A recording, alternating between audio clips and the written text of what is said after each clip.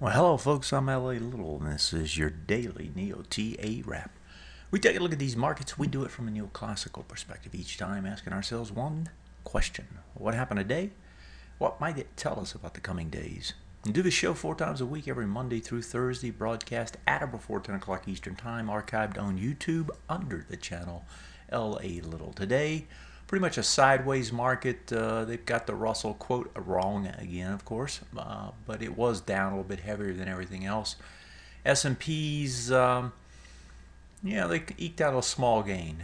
If we look across the board here, nothing major today other than in the oil energy markets. Big spike up there, but it actually did not carry over when we look at the actual indexes. If we go to the indexes and look at the S&P 500 to start with, you get a doji. You actually had hammers towards the end of the day. They gave it up, so some selling pressure end of day. Doji's slightly more volume. That is saying that, hey, this thing can test lower again tomorrow. So doji can be a turning point, but doesn't have to be. So that's kind of the way that looks. If we look over at the NASDAQ, same thing, a little bit slightly heavier volume, also ends with a doji, and it actually looks like it hung on to that swing point low it was trying to break.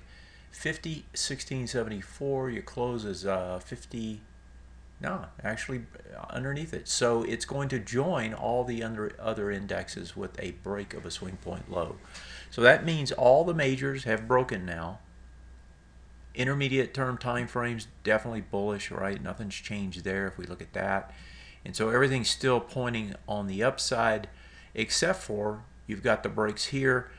The fact that all the breaks have taken place now usually is kind of an indication that you've worn out your welcome on the downside. Probably going to get a reversal.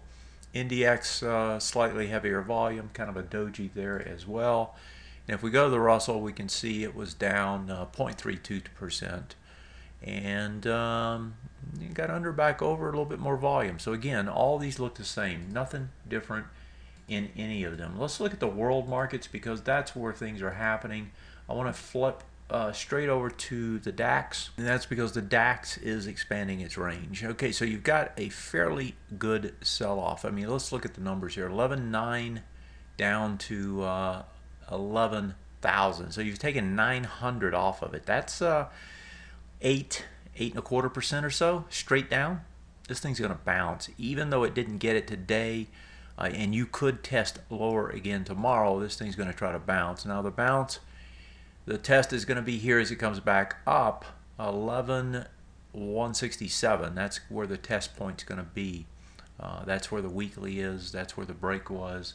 And if I go back to that daily chart, that's going to be where this swing point low is, 11,167. So what you're looking for here is, do you get a retest regenerate right off of this push back up, and does it regenerate lower? That's going to be the key. So that price point is there.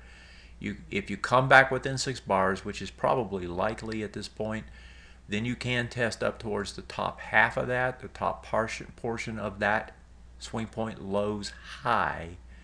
That would be the price point. So somewhere up in that area, you can see resistance now nestled in here pretty tight. It's going to be some work to get higher. Of course, you're going to have some news flow over there before long. And the other piece of it that doesn't look quite as negative is the CACs. Now the CACs also under the low yesterday.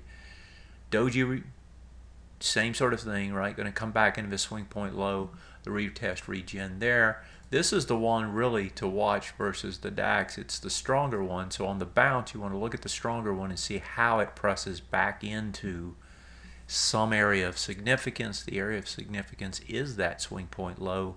That's going to be the test. A little bit more volume today on the downside, but again, you know, you're expanding range, you're going to get some volume, but what you're coming back into, you probably aren't going to have quite as much volume. What do we got? 2.3 coming back into this bar, which is 6.9. You're 2 days in. Yeah, it's about the same volume. So about the same. So yeah, they're expanding. How far they're going to expand? Well, we'll have to wait and see, because you never know what that expansion is going to do. The targets, if I had to just draw targets, right, I would go back to the big bars, which are back here. So that's where I would be looking for the eventual expansion. And the other way you can do that if you wanted to is you could actually draw in your ranges and say, okay, what do those ranges look like already, and then project them farther down and see what they measure to, and they're going to get you pretty close to that area. So that's the way that looks. It's not looking that bad, but certainly an expansion to the downside, which if you're long is probably not that comfortable, right? And that's the way it goes. Let's go over to Asia, which hasn't had as much influence, but last night they got hit. Here's the Nikkei.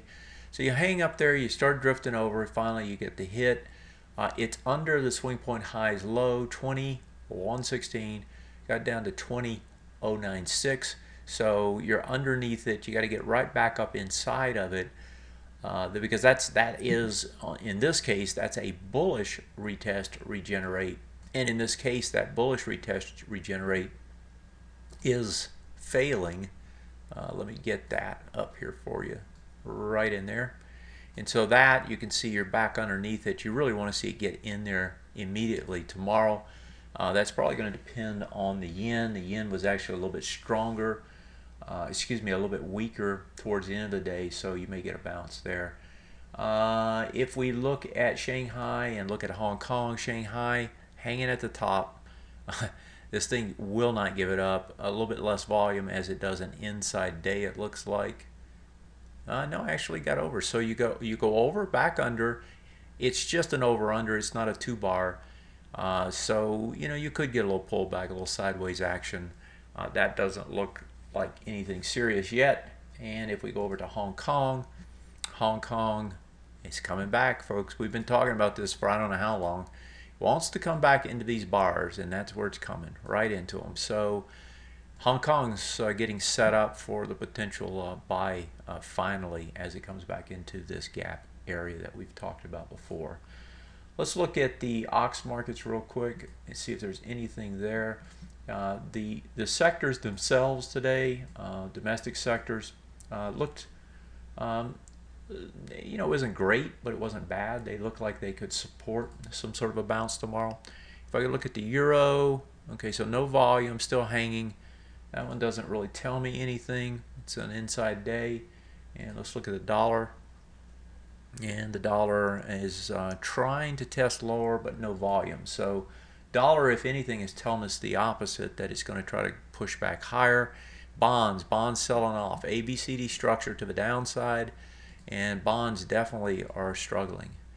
And if this continues, this in and of itself is going to be a problem with the market, because you're starting to set new ground, right? And as you set new ground, bonds inverse to the price on the bonds is inverse to the yield. So as the bonds go down in price, yield goes up in price, and as a result of that, what you're seeing here is a competition, if nothing more, and potentially some fear that may come as a result of the bonds doing this. So bonds, if I had to look at one thing and say, okay, that's a problem, I'd probably be looking at the bonds and telling you that. FXY, let's quickly look at it. That's not going to go anywhere. It's going to come right back. So that's probably going to help the Nikkei market. I had a viewer question. Let's go take that. It has to do with Sony. And the question here was, is it a buy on the intermediate and the short-term time frame? So I'm looking at it on the daily chart, and you got an over. An under over. It looks like, not quite. Comes back into the gap and into the support area and holds. There's no volume associated with it. A little hammer. This looks like it is going to bounce from here. So the real question, when you start looking at this and you're asking yourself, should I buy?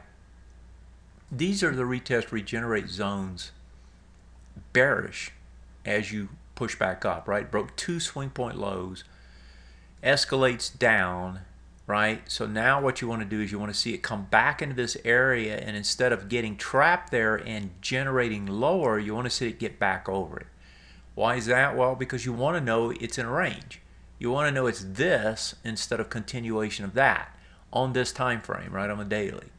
So that's the first thing to look at, and you know, you don't know that yet. So I don't know that I'd go out and start buying this yet. But what I would want to see is I would want to see this get back over, tell me it's a range trade, and then the next trip down is the trip down that I want to buy. And because you asked me the intermediate term time frame, I'm assuming that you're not trying to buy just a flip type trade. This one's coming into the gap, gets into the gap, really no volume as it comes back. If I look at it on this time frame, it looks pretty good.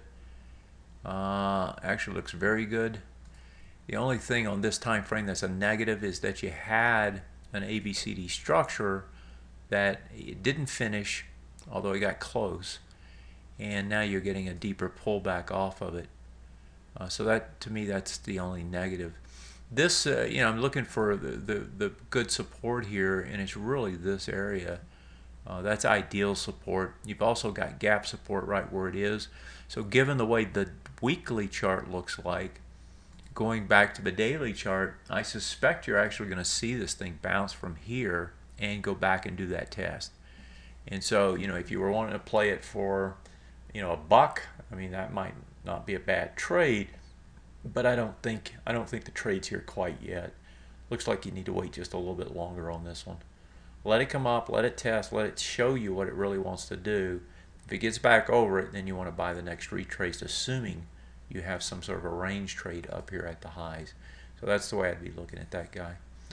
Okay, as far as what's going to happen from here, I've got to make this a quick show. I've got some other items to go tend to.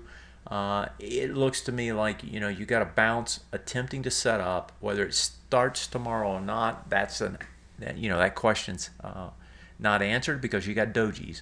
If I look over in Europe, those also are dojis, an expansion of the range. If I look over in Asia, you actually have pullbacks going on and potentially some sort of a bounce coming. So, you know, taking them all together. Oh, and if I look at the sectors, which I didn't do with you, the sectors actually look supportive. So if I take all those things together, you know, getting very close to a decent bounce, could be tomorrow.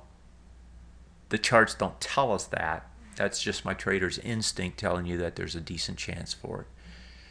All right, I'm going to have to leave it at that. Thanks for joining me. Have a great one. I'll see you tomorrow night. We'll see what she wants to do. Good night.